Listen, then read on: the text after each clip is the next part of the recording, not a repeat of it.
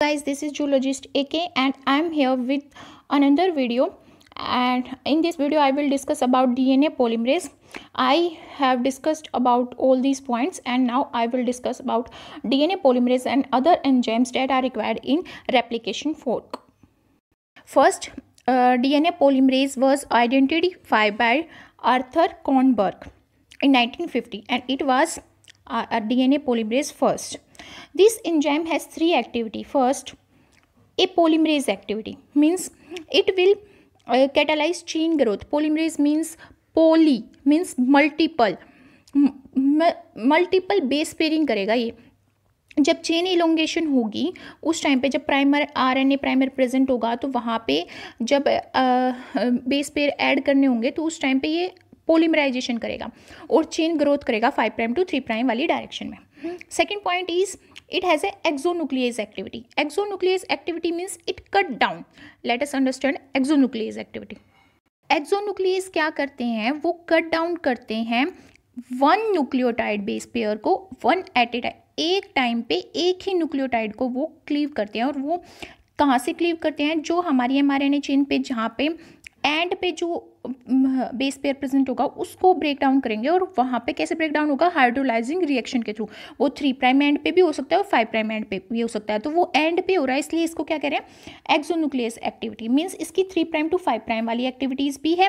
Means ये 3 prime and पे भी कट करेगा या 5 प्राइम एंड पे भी कट करेगा डबल स्ट्रैंडेड डीएनए में.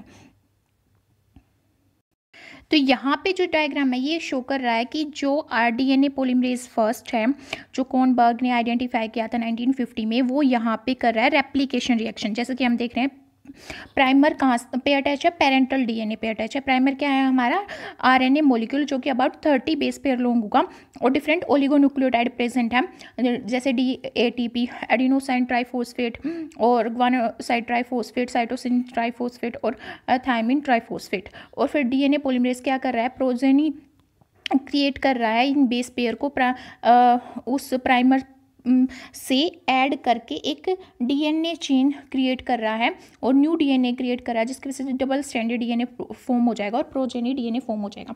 और यहाँ पे जो ये डायग्राम है ये एक चेन इलोंगेशन रिएक्शन शो कर रहा है जो डीएनए पॉलीमरेज के थ्रू क्रिएट है. जैसे कि हम यहाँ देख रहे हैं यहाँ पे एक शुगर प्रेजेंट है एंड पे जो कि 3 प्राइम एंड होगा. तो उस पर जो यहाँ पे फॉस्फेट प्रेजेंट है वहाँ पे हाइड्रोक्सिल ग्रुप प्रेजेंट है क्योंकि 3 प्राइम एंड है ये. तो इस पे दूसरी जो राइबो शुगर है जो नाइट्रोजनस बेस पेयर से बाइंड हो रही है, जो न्यूक्लियोटाइड प्रेजेंट है उसके फॉस्फेट ग्रुप पे ये अटैक कर रही है और चेन इलोंगेशन कर रही है. और ये रिएक्शन किसके थ्रू हो रही है? डीएनए पॉलीमरेज फर्स्ट के थ्रू. ये पिक्चर जो है ये रिप्रेजेंट कर रही है डीएनए पॉलीमरेज फर्स्ट को जिसमें डिफरेंट साइड प्रेजेंट है. एक टेम्पलेट साइड प्रेजेंट है जहाँ पे टेम्पलेट आके बाइंड होगा. एक न्यूक्लियोसाइड ट्राइफॉस्फेट साइड प्रेजेंट है जहाँ पे क्या बाइंड होगा? हमारा डीएटीपी बाइंड होगा और भाई हमारा टीटीपी बाइंड होगा या फिर जीटीपी बाइंड होगा या फिर सीटीपी बाइंड होगा. ये हमारी न्यूक्लियोटाइड ट्राइफॉस्फेट बाइंड साइड है. ये क्लीवेज साइट है जो 3 prime to 5 prime exonuclease activity करेगी. ये 5 prime to 3 prime exonuclease activity करेगी. और ये प्राइमर साइट है जहाँ पे आरएनए प्राइमर बाइंड होगा. तो ये किसने दिया था? कोर्नबर्ग ने दिया था 1974 में.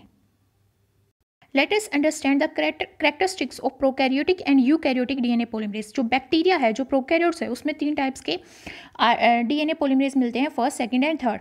और जो सब यूनिट है उनमें फर्स्ट और जो थर्ड होता है डीएनए पॉलीमरेज वो लार्ज होता है, उसमें 10 सब यूनिट मिलती हैं और उनका मोलिकुलर वेट यहाँ पे शो किया गया है. फर्स्ट का 109 एंड 90 एंड 900 जो कि लार्जेस्ट यहाँ पे क्या है? DNA polymerase third. तो उनकी एक्सोन्यूक्लियस एक्टिविटी यहाँ पे exonuclease activity DNA polymerase first show कर रहा है in both direction 3 prime to 5 prime and 5 prime to 3 prime. But जो डीएनए पॉलीमरेज सेकंड और डीएनए पॉलीमरेज थर्ड है उनकी बस 3 प्राइम टू 5 प्राइम वाली डायरेक्शन में ही क्या होती है? एक्सोन्यूक्लियस एक्टिविटी होती है. और फंक्शन क्या है? डीएनए पॉलीमरेज फर्स्ट का फंक्शन है रेप्लिकेशन. जैसे कि हमने पढ़ा कि चेन इलोंगेशन करता है डीएनए पॉलीमरेज फर्स्ट और रिपेयर करता है. रिपेयर कैसे करेगा? एक्सोन्यूक्लियस एक्टिविटी के थ्रू. और डीएनए पॉलीमरेज सेकंड पे रिपेयर करेगा. क्यों? क्योंकि इसकी एक्सोन्यूक्लियस एक्टिविटी है 3 प्राइम टू 5 प्राइम. और जो डीएनए पॉलीमरेज थर्ड है ये मेन रेप्लिकेटिंग एंजाइम होता है जो इलोंगेशन करता है और इनिशिएशन करता है replication in case of prokaryotes. फिर हम बात करते हैं यूकैरियोटिक डीएनए पॉलीमरेज की. यहाँ पे डीएनए पॉलीमरेज क्या मिलते हैं? Alpha, gamma, delta and epsilon. तो जो यहाँ पे जो सब यूनिट हैं डिफरेंट यूकैरियोटिक पॉलीमरेज की वो है 4, जो कि अल्फा की है। ये 300 मोलिकुलर वेट का होता है और इसकी कोई एक्सोन्यूक्लियस एक्टिविटी नहीं होती है। और ये क्या करता है, प्राइमिंग फॉर्म करता है, प्राइमर फॉर्म करता है, आरएनए प्राइमर फॉर्म करता है जब रेप्लिकेशन स्टार्ट होता है और इनिशिएशन होती है रेप्लिकेशन की। और जो डीएनए पॉलीमरेज गामा है उसकी 2 सब यूनिट होती है, 180 to 300 मोलिकुलर वेट होता है, 300 किलो डाल्टन मोलिकुलर वेट है और इसकी एक्सोन्यूक्लियस एक्टिविटी है 3 प्राइम to 5 प्राइम। तो गामा, डेल्टा एंड एप्सिलॉन यहाँ पे जो ये डीएनए पॉलीमरेज है इनकी 3 प्राइम to 5 प्राइम वाली डायरेक्शन में क्या होती है, एक्सोन्यूक्लियस एक्टिविटी होती है। तो जो गामा है वो माइटोकॉन्ड्रियल डीएनए रेप्लिकेशन करता है। और क्योंकि जैसे कि हमें पता है कि यूकैरियोट्स के केस में माइटोकॉन्ड्रिया में भी रेप्लिकेशन होता है, वो सेल्फ रेप्लिकेटिंग मोलिक्यूल है, जैसे क्लोरोप्लास्ट में भी सेल्फ रेप्लिकेटिंग मोलिक्यूल है और उनमें रेप्लिकेशन कैसा होता है जैसे प्रोकैरियोट्स में होता है। तो यहाँ पे जो माइटोकॉन्ड्रिया डीएनए रेप्लिकेशन करेगा वो क्या करेगा, गामा करेगा। और जो मेन रेप्लिकेटिंग एंजाइम होता है यूकैरियोट्स के केस में वो होता है डीएनए पॉलीमरेज डेल्टा। और एप्सिलॉन का काम क्या है, रिपेयर का काम है यहाँ पे, क्योंकि उसका अभी तक ये फंक्शन नहीं पता है कि वो 5 प्राइम to 3 प्राइम वाले डायरेक्शन में एक्सोन्यूक्लियस एक्टिविटी करता है या नहीं करता, बट उसकी एक्सोन्यूक्लियस एक्टिविटी होती है 3 प्राइम to 5 प्राइम वाले डायरेक्शन में। कि मैंने बात की डीएनए पॉलीमरेज थर्ड की, जो कि मैंने प्रोकैरियोट्स में बात की कि वो लार्जेस्ट डीएनए पॉलीमरेज है और 10 सब यूनिट है उसमें। तो let us study about different functions of different subunit of this large subunit consisting DNA polymerase third. तो इसमें डिफरेंट सब यूनिट है, theta, epsilon, alpha, torque, psi and chi. This is CHI and this is PSI.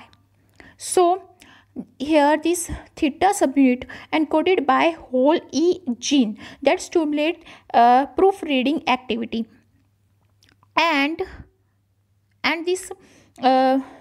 this epsilon is coded by DNA Q gene and has 3 prime to 5 prime exonuclease activity. As we know that exonuclease cut at the end of the nucleotide chain, and encoded by this alpha encoded by DNA E gene and has the polymerase activity, means it will elongate the chain.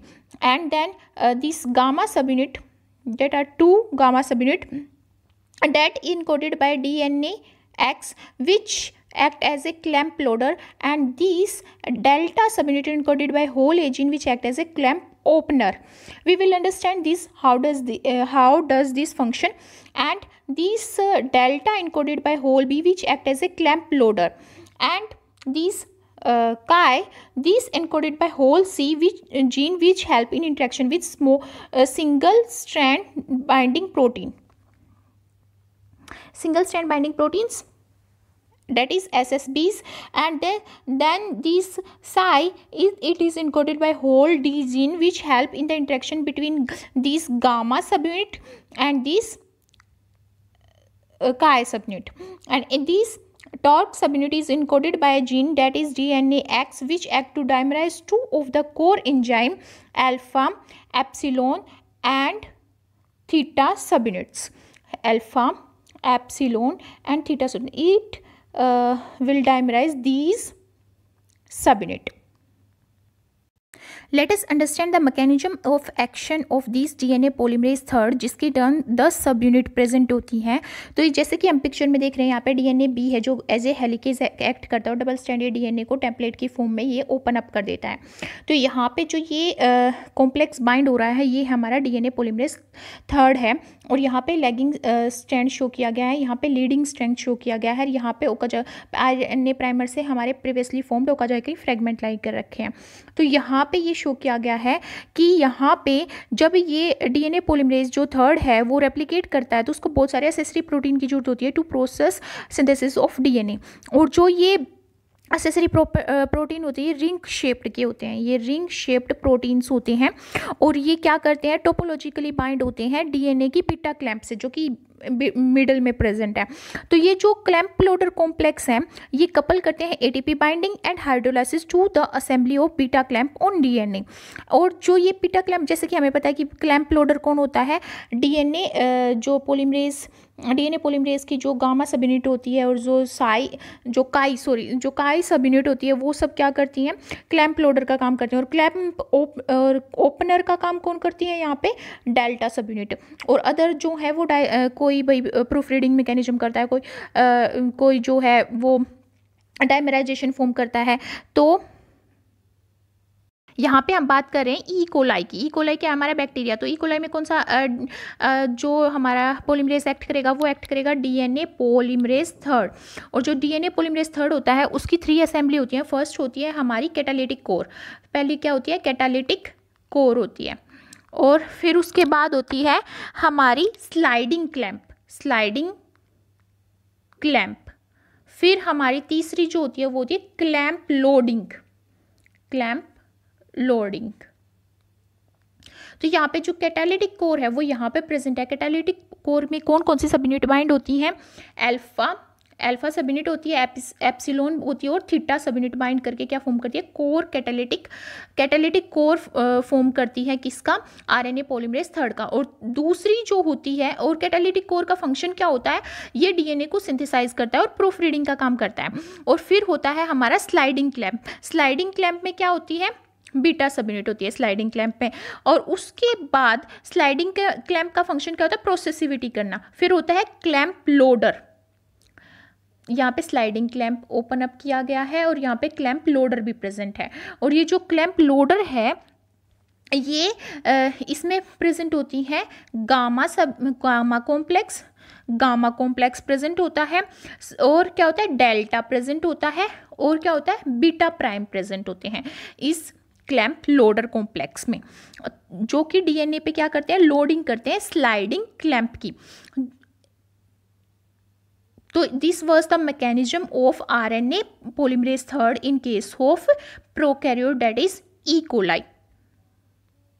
ये diagram जो है ये show कर रहा है exonuclease activity 3 prime to 5 prime वाली जो exonuclease activity है, क्योंकि ये जो 3 प्राइम है जहाँ पे हाइड्रोक्सिल ग्रुप प्रेजेंट है वहाँ पे हाइड्रोलाइसिस कर रहा है, जिसकी वजह से ब्रेक डाउन हो रहे हैं, बेस पेयरिंग जो है वो ब्रेक डाउन हो रहा है, और ये किया जा रहा है डीएनए पॉलीमरेज थर्ड के थ्रू। तो ये पिक्चर शो करती है exonuclease activity of DNA polymerase third. Let us compare the different types of property of DNA polymerase E. coli। हम प्रोकैरियोट्स के DNA polymerase को कंपेयर करेंगे, फर्स्ट को, सेकंड को और थर्ड को, जिसकी polymerisation activity 5 prime to 3 prime polymerisation activity first की सारी DNA polymerase की होती है, फर्स्ट की भी, सेकंड की भी और थर्ड की। और exonuclease activity 3 prime to 5 prime होती है सभी की, पर 5 प्राइम टू 3 प्राइम डायरेक्शन में जो एक्सोन्यूक्लियस एक्टिविटी है बस वो DNA polymerase फर्स्ट की होती है। और जो प्राइम्ड सिंगल स्ट्रैंड को यूज़ कौन करता है, बस DNA polymerase फर्स्ट यूज़ करता है, और सेकंड और थर्ड नहीं यूज़ करते। और निक डुप्लेक्स वो करता है डीएनए पॉलीमरेज फर्स्ट, और वो सब नहीं करते। मोलिकुलर वेट यहाँ पे दिया गया है। फिर मोलिक्यूल्स पर सेल कितने हैं, डीएनए पॉलीमरेज फर्स्ट है वो 400 पर मोलिक्यूल पर सेल है, और अभी तक आइडेंटिफाई नहीं किया गया कि पॉलीमरेज सेकंड कितना होता है, पर जो पॉलीमरेज थर्ड होता है वो 10 टू 20 मोलिक्यूल्स पर सेल प्रेजेंट होता है। जीन जो इनकोड करते हैं पॉलीमरेज फर्स्ट को वो पोल ए है, पोल बी इनकोड करता है पॉलीमरेज सेकंड को, और पोल जो थर्ड है, पॉलीमरेज जो थर्ड है उसको पॉलीमरेज सी, जिसमें बहुत सारे आते हैं DNA E, DNA N, DNA Z, X, Q and DNA T, ये सब कोड करते हैं डीएनए पॉलीमरेज थर्ड को। Nucleotide polymerised at 37 degree Celsius पर मोलिक्यूल पर मिनट कितना होता है, कितने न्यूक्लियोटाइड को ऐड करते हैं different DNA polymerase in case of eukaryote at 37 degree Celsius, जो कि हमारी बॉडी का टेम्परेचर होता है 98.5 डिग्री फ़ारेनहाइट। और यहाँ पे जो डीएनए पॉलीमरेज फर्स्ट होता है वो होता है अप टू 1000 बेस पेयर को वो 1 मिनट में ऐड कर देगा इतने मोलिक्यूल्स को, और सेकंड 50 को, और सबसे ज़्यादा कौन करेगा, जो मेन डीएनए रेप्लिकेशन एंजाइम होता है प्रोकैरियोट्स में होता है थर्ड, तो ये करेगा 15,000। एफिनिटी न्यूक्लियोटाइड ट्राइफॉस्फेट के अगेंस्ट किसकी ज़्यादा होती है, और एज ए प्रिक्यूर्सर सबसे ज़्यादा कौन यूज़ करता है, वो करता है पॉलीमरेज थर्ड। इसीलिए हम कहते हैं कि ये मेन एंजाइम है जो डीएनए रेप्लिकेशन में रोल प्ले करता है इन case of prokaryotes. Let us compare between two bacteria that is E coli and bacillus subtilis. यहाँ पे हम डिफरेंट प्रोटीन्स की और डिफरेंट एंजाइम्स की बात करेंगे। जैसे कि यहाँ पे ओरिजिन को एक्टिवेट करने वाला कौन होता है ई कोलाई के केस में, डीएनए ए, और बीटा सबटिलिस में होता है डीएनए ए, दोनों में ही डीएनए ए होता है। हेलिकेज लोडर कौन होता है, ई कोलाई में होता है डीएनए सी, इसमें होता है डीएनए आई। और हेलिकेज कौन एक्टिविटी किसकी होती है, डीएनए ई कोलाई में डीएनए बी की, और यहाँ पे डीएनए सी की होती है। प्राइमेज एक्टिविटी जो प्राइमर सिंथेसाइज करता है वो ई कोलाई में डीएनए जी होता है, और यहाँ पे भी डीएनए जी होता है। तो क्लैंप लोडर का काम कौन करता है, यहाँ पे ये सब यूनिट करते हैं जो कि किस में प्रेजेंट है, हमारी डीएनए पॉलीमरेज थर्ड में प्रेजेंट है। कौन सी, torque, 3 torque subunit, 2 delta subunit, एक काई सबयूनिट और एक साई सबयूनिट। यहाँ पे है टॉर्क 3 सबयूनिट और 2 delta subunit. Primary replicative polymerase means सबसे पहले पॉलीमरेज कौन सा है जो रेप्लिकेशन स्टार्ट करता है, पॉलीमरेज थर्ड होता है, इसमें पॉलीमरेज सी होता है। और यहाँ पे जो एसेसरी रेप्लिकेटिव पॉलीमरेज है वो यहाँ पे आइडेंटिफाई नहीं किया गया है ई कोलाई में, और यहाँ पे डीएनए ई होता है। Single strand DNA binding protein कौन होता है, यहाँ पे एसएसबी, यहाँ पे भी एसएसबी होता है। स्लाइडिंग क्लैंप बीटा 2, और यहाँ पे भी बीटा 2 होता है, दोनों के केस में बीटा 2 होता है। This is the list of different proteins and gene that is involve in DNA replication.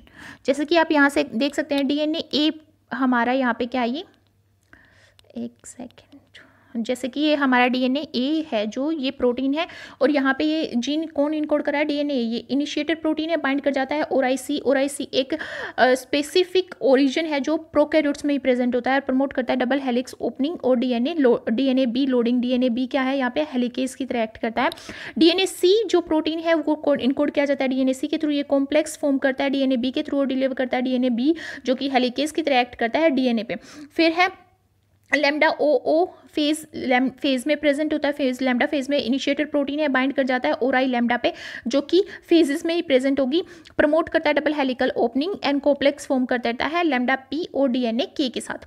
और फिर यहाँ पे है P1R रैप ए क्या करता है, प्लाज्मिड P1 जो फर्स्ट है उसका इनिशिएटेड प्रोटीन होता है, ये बाइंड कर जाता है ओराई P1 पे और कॉम्प्लेक्स फॉर्म कर देता है डीएनए इसके साथ जो कि हेलिकेज की तरह एक्ट करेंगे। तो ये डिफरेंट टाइप्स के प्रोटीन है। यहाँ पे आरएनए पॉलीमरेज की बात की गई है कि इसमें कौन कौन से जीन जो आरएनए पॉलीमरेज को इनकोड करते हैं, रेपो ए, रेपो बी, रेपो सी, रेपो डी, जो जिसके बारे में मैं ट्रांसक्रिप्शन में बात कर चुकी हूँ। और यहाँ पे फिर डीएनए के है जो डीएनए के हीट शॉक प्रोटीन को इनकोड करेगा, डिसेंबली करेगा। ओराई लैम्डा की जो कि लैम्डा फेज कॉम्प्लेक्स में होगा और मोनोमराइज करेगा मतलब इसके साथ मोनोमराइज करता है P1 रैप फर्स्ट के साथ जो P1 प्लाज्मिड में प्रेजेंट होगा। रैप ए जो क्या है हमारा आरएनए पॉलीमरेज को इनकोड करेगा।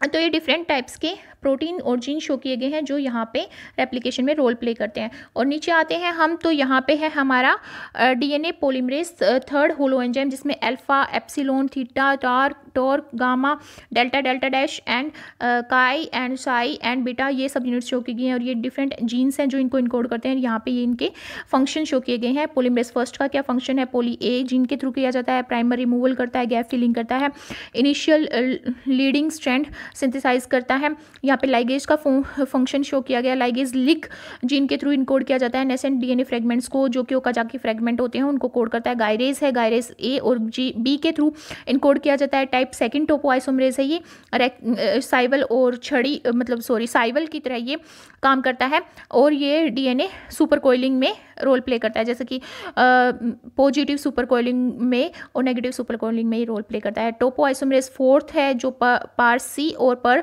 ई के थ्रू इनकोड किया जाता है, डीकैटिनेशन करता है और ये टाइप सेकंड टोपोआइसोमरेज की तरह फंक्शन करता है। तो these are different types of proteins that is encoded by different types of gene that is present in the middle and these are the functions of different genes। यहाँ पे TBP show किया गया है जो कि टस जीन जिसको encode करता है, जिसका रोल होता है जब यूकैरियोट्स में 2 क्रोमोसोम्स फॉर्म होते हैं और वो दोनों ज्वाइन होते हैं, उस टाइम पे ये टर साइट पे बाइंड कर जाता है और रेप्लिकेशन फॉर्म को वहीं पे रोक देता है, जिसकी वजह से ये 2 जो क्रोमोसोम होते हैं वो सेपरेट हो जाते हैं।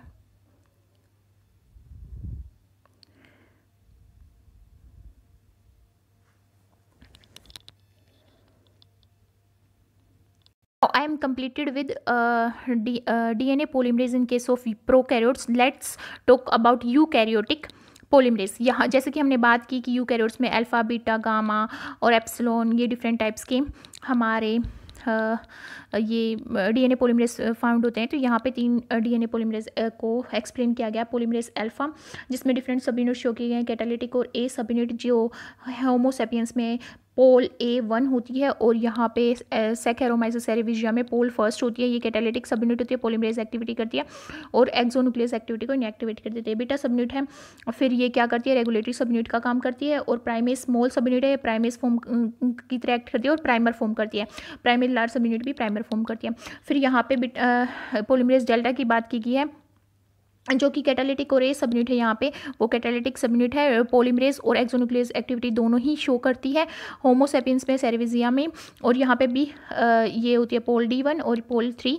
और यहाँ पे जब हम बीटा सब यूनिट की बात करें तो ये एसेसरी सब यूनिट है, और ये तीनों ही beta C and D subunit, ये तीनों ही एसेसरी सब यूनिट है।